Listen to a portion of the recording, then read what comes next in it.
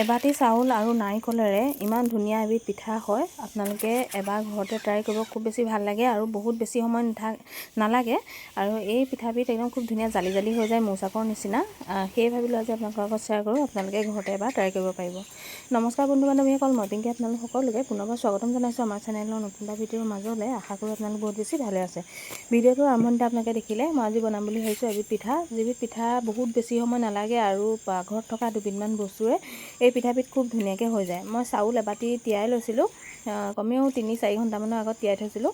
তেতিয়া এনেকৈ হাতেৰে এনেকৈ ভাঙি দিলে চাউলখিনি ভাঙি যোৱা পৰ্যায়লৈকে মানে তিয়াই থ'ব লাগিব, তেতিয়া খুব ধুনীয়া হয়। এতিয়া মই চাউলখিনি যিহেতু প্ৰথম তিয়াওতেই মই 4-5বাৰমান ধুই পেলাই তিয়াইছিলোঁ, সেইকাৰণে মই আকৌ ধুবলগীয়া হোৱা নাই।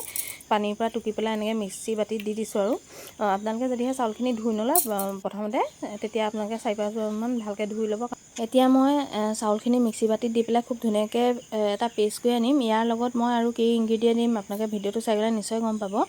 আৰু এই পিঠাবিধ আপোনালোকে এবাৰ ঘৰতে ট্ৰাই কৰিলে ভাল পাব খাই পেলাই। আৰু এই পিঠাবিধ বহুত বেছি সময়ো নালাগে আৰু হেল্ডিও হয়, লগতে খায়ো ভাল পাব। এইফালে চাউলখিনি মই মিক্সি বাতিত দিয়াৰ পিছত সেই বাতিটোৱে এবাটি মই নাৰিকল লৈছোঁ, ৰুকা নাৰিকল। আপোনালোকে যিটো বাতিৰে চাউল জুখিব সেই বাতিটোৱে এবাটি নাৰিকল দিব। এই বাতিটোৱে আচলতে মই চাউল এবাটি তিয়াই থৈছিলোঁ, সেই বাতিটোৰে আকৌ মই নাৰিকল এবাটি দি দিছোঁ। আৰু সেই একেটা বাতিৰে মই এবাটি ইয়াত পানী দিছোঁ। এবাটি পানী দি পেলাই মই এতিয়া খুব ধুনীয়াকৈ এটা পেষ্ট কৰি আনিম। এতিয়া খুব ধুনীয়া এটা মিহি পেষ্ট হৈছে, দেখিছেনে? এবাটি পানী দিছোঁ, মানে এবাটি চাউলত দুবাটি পানী দিব লাগে। মই আৰু এবাটি পিছত ব্যৱহাৰ কৰিম। ইয়াতে মই চেনি 2 চামুচ বা 3 চামুচমানহে দিছোঁ, বহুত বেছি মিঠা নাই দিয়া। আপোনালোকে যদিহে মিঠা খায় তেতিয়াহ'লে চেনিটো অকণমান সৰহকৈ দিব, তেতিয়া ভাল পাব। আমি মিঠাটো অলপ কম খাওঁ, সেইকাৰণে মই চেনিটো একেবাৰে কম দিছোঁ।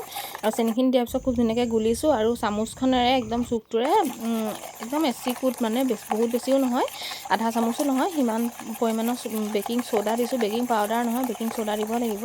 আৰু বেকিং চ'ডাখিনি দিয়াৰ পিছত খুব ধুনীয়াকৈ মই লৰাই ল'লোঁ। তাৰপিছত এতিয়া মই এবাটি গৰম পানী দিছোঁ। শেষৰ বাটি পানী আপোনালোকে গৰম পানী দিব, তেতিয়া এই পিঠাটো যেতিয়া আপোনালোকে কাটিব খুব ধুনীয়াকৈ জালি জালি হ'ব, তেতিয়া ভাল হ'ব।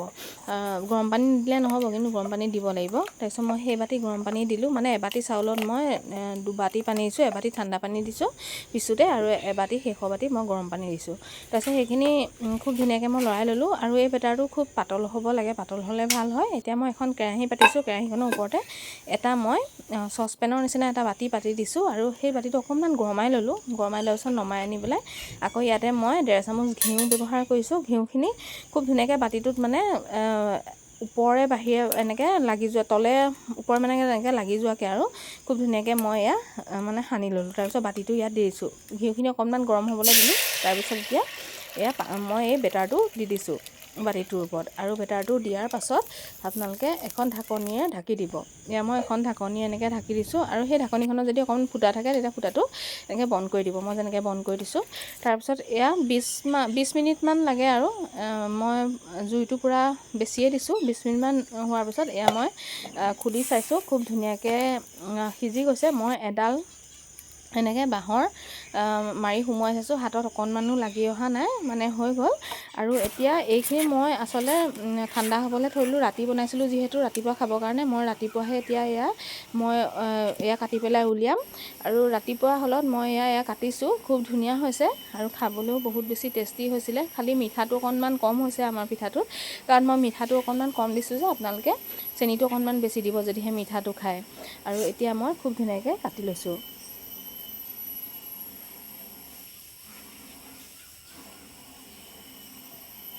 এতিয়া মই 2 পিচ কাটিছোঁ, দেখিছেনে? ভিতৰটো কেনেকৈ জালি জালি হৈ গৈছে, দেখিছেনে? এনেকুৱা হৈ যাব আৰু খাবলৈ টেষ্টি হ'ব, আৰু লগতে দেখিবলৈও এই পিঠাটো ভাল হয়। আৰু কাটি পেলাই এতিয়া মই এখন প্লেটত এই ধৰণে ৰাখিলোঁ। আচলতে কটাটো মোৰ ইমান বেছি ভাল নহ'লে, আপোনালোকে ধুনীয়াকৈ কাটি ল'ব। আৰু তাৰপিছত এতিয়া মই এতিয়া ফালি দেখাইছোঁ। ইমান ধুনীয়া স্পঞ্জি হৈছে, কোমল হৈছে, আৰু খাবলৈও বহুত বেছি টেষ্টি হৈছিলে। আপোনালোকে ঘৰতে এবাৰ ট্ৰাই কৰি মোক কমেণ্ট কৰি জনাবলৈ একদমেই নাপাহৰিব। আৰু নিজে যিহেতু বনাইছোঁ, সেইকাৰণে মই আপোনালোকক অকণমান খায়ো দেখাইছোঁ।